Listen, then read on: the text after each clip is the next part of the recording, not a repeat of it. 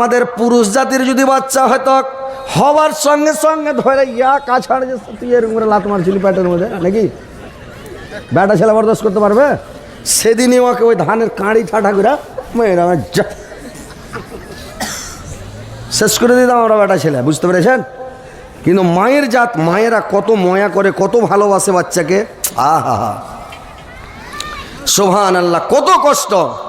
কি প্রশংসা করবায় আমি মাতৃ পিতার, তাদের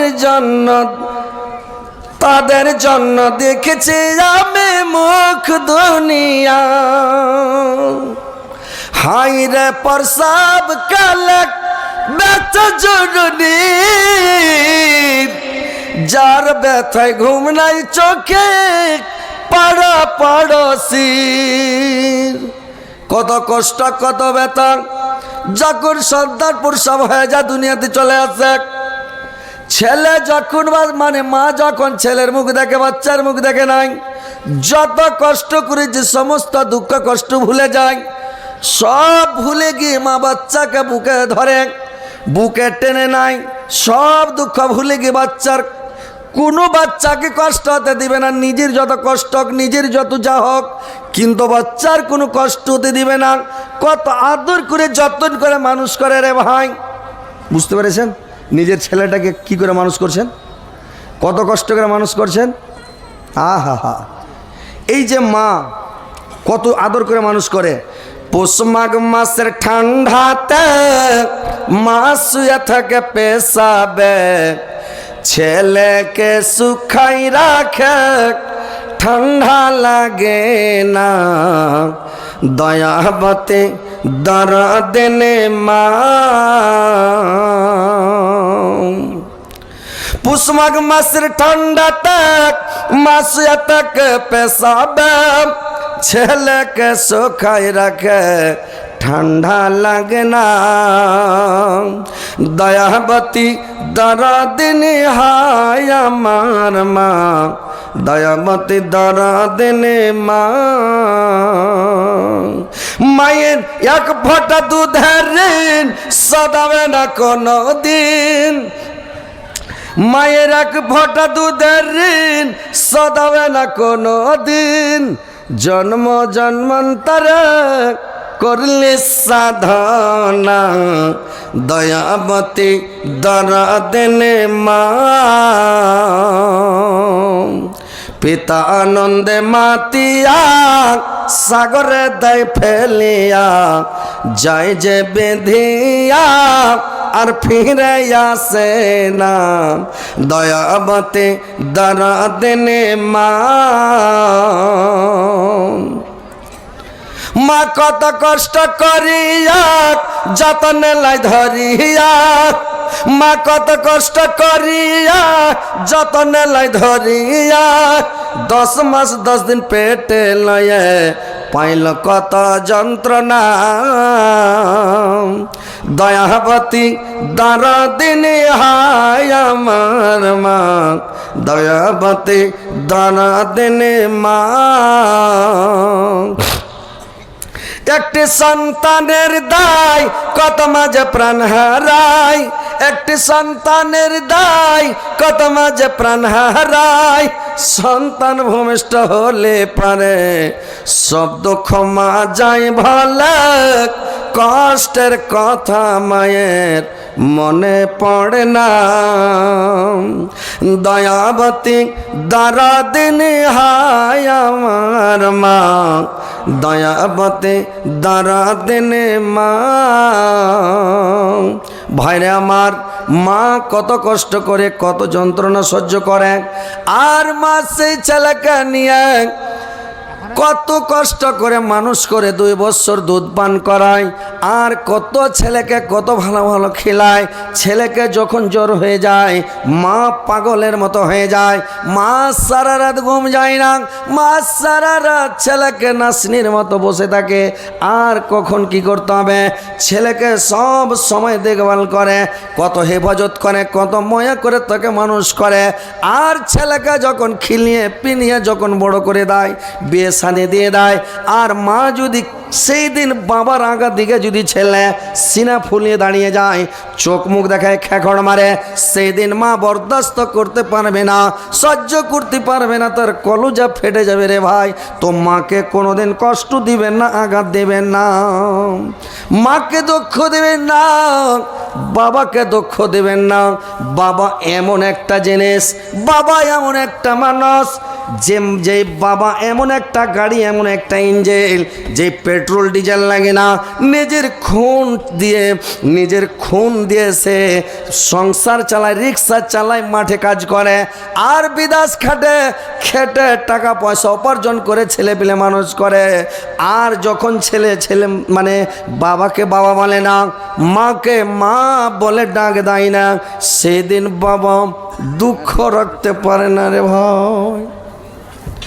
ছেলে যখন বিদেশ চলে যায়,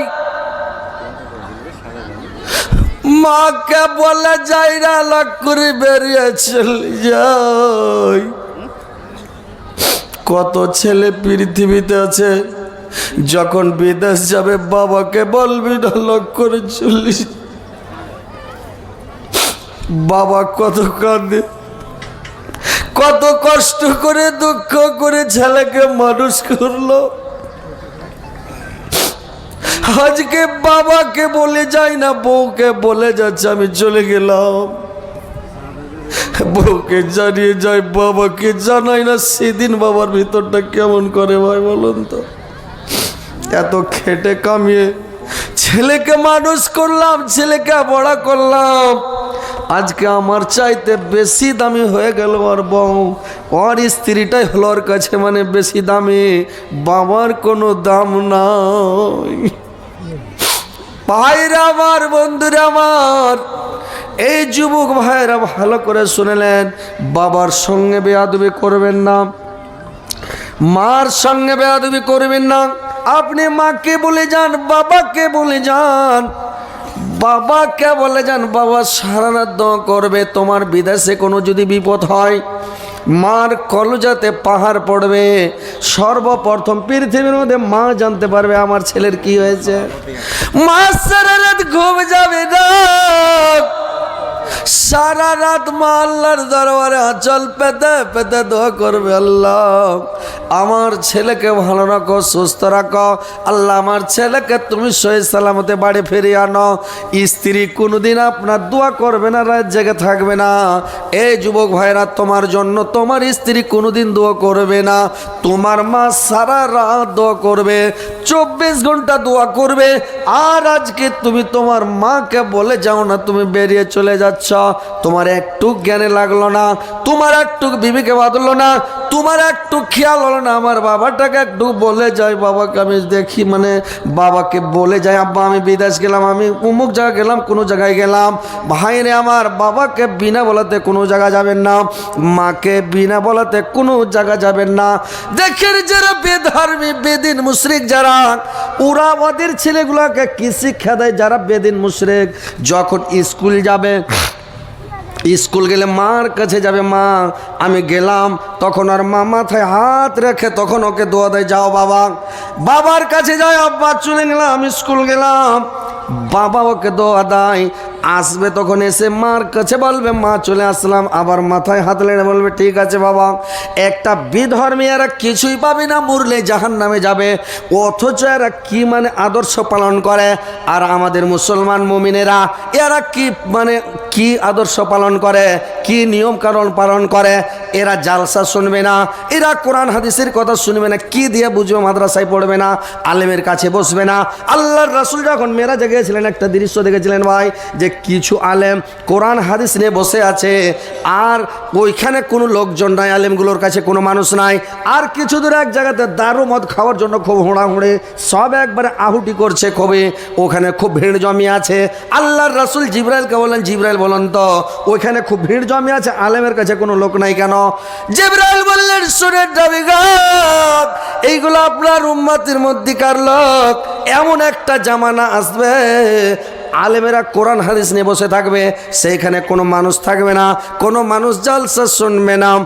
আর যেখানে মানে গান বাজনা হবে, যদি ফিল্ম চলে, কোনো আলকাপ যাত্রা গান চলে, মানুষ মানে পাগল হয়ে যাবে, সবকে বেড়াটাটি ভেঙে সব হুড়াহুড়ি করবে গান বাজনা শোনার জন্য। কিন্তু জালসা শোনার জন্য মানুষ কোনো হুড়াহুড়ি করবে না, ওখানে লোক থাকবে না।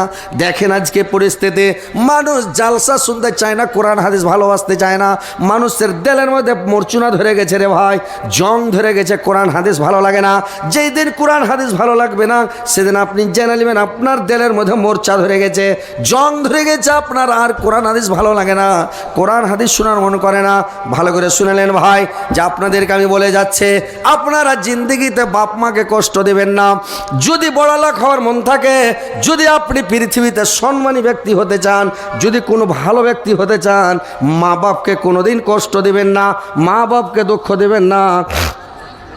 মা বাপের কাছে বসবেন আর মার সেবা করবেন, মার দোয়া নেবেন, মার খেদমত করবেন। ভাই আপনাদেরকে আমি শোনালছিলাম, আমার হজে শুনেছেন যে আমি একদিন মুর্শিদাবাদে একটা জালসাতে গিয়েছিলাম, ডাক বাংলা ধুলিয়ানে। একটা লোককে দেখলাম, লোকটার বাড়ি, আমি ঝাড়খণ্ডে জালসা করে সকালবেলা চলে গেছি, লোকটার বাড়িতে আছে, সকালবেলা নাস্তা পানি করলাম, দুপুরে আবার ভাত খাচ্ছে। লোকটাকে জিজ্ঞাসা করলাম, ভাই আপনি এত বিরাট বাড়ি, আশেপাশে দেখছি ভাঙ্গা চূড়া বাড়ি, মানে কোনো ভালো বাড়ি নাই। ওই লোকটার 5 তলা বাড়ি, একবারে খুব সুন্দর। আমি লোকটাকে জিজ্ঞাসা করলাম, ভাই এত সুন্দর বাড়ি তোমার কি করে হলো, কি কাজ করো ভাই? লোকটা তখন কানতে লাগলো, বললে, মাওলানা সাহেব, এই বাড়িটা যে দেখছেন, এই বাড়িটা হচ্ছে আমার মায়ের দোয়া।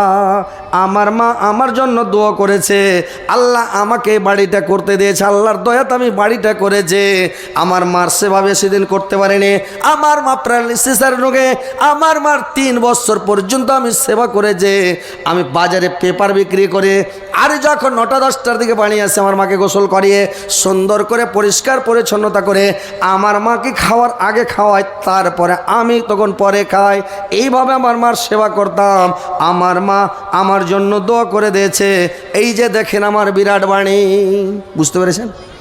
যদি সম্মান নিতে চাহেন, যদি মানে ভালো পদে উঠতে চাহেন, সুখ শান্তি ভোগ করতে চান, দুনিয়া তো সুখ শান্তি, মরার পরে সুখ শান্তি যদি পেতে চান, মার কাছে বসেন, বাবার কাছে বসেন। আর বাবার কাছে বসেন, যে কোনো টাইম বসেন বাবার কাছে, সকাল সন্ধ্যা বসেন বাবার কাছে। বাবার কাছে যা বসবেন, বাবার কাছে যাবেন, মার কাছে বসবেন, আর ভালো ভালো কথা বলবেন, ভালো ভালো কথা বলবেন, মা বাপকে ভালো মন্দ খিলাবেন। বাপকে ছেড়ে কোনোদিন খাবেন না ভাই, বাবাকে সাথে করে খান, বাবাকে সাথে করে খাবেন। বইয়ের কথা বাদ দিন, আপনি আপনার বউ আপনার বাবাকে মাছ ভালো পিসতে দিবে কিনা কোনো ঠিক নাই। আপনার বাবাকে আপনার বউ ভালো মাংসের পিসগুলো দিবে না, ওই লেথড়া হাড্ডি ফেফড়া রগ চিকনা ওইগুলো দিবে, কোনো গ্যারেন্টি নাই। কী যে দিবে না দিবে আল্লাহ জানে। আপনার বাবা আপনি সাথে করে নিয়ে বসেন, ভালো ভালো মাংসগুলো বাবাকে তুলে দেন, ভালো ভালো মাংস মাকে তুলে দেন, আর মাকে ভালো ভালো কিছু জিনিস বাজার থেকে কিনে আনেন, আর কিনে না মাকে খেতে দেন। আর মার কাছে বসেন, দোয়াটা চাহেন। কত লোক আছে মাকে খেতে দিবে না, বুঝতে পেরেছেন? ও তুমি জিন্দা থাকতে এক মুঠো ভাত, ও তুমি জিন্দা থাকতে এক মুঠো ভাত দাওনি মা বাবার মুখে, মরলে খাওয়াও পাড়ার লগ ডেকে, মন আমার মরলে খাওয়াও পাড়ার লগ ডেকে।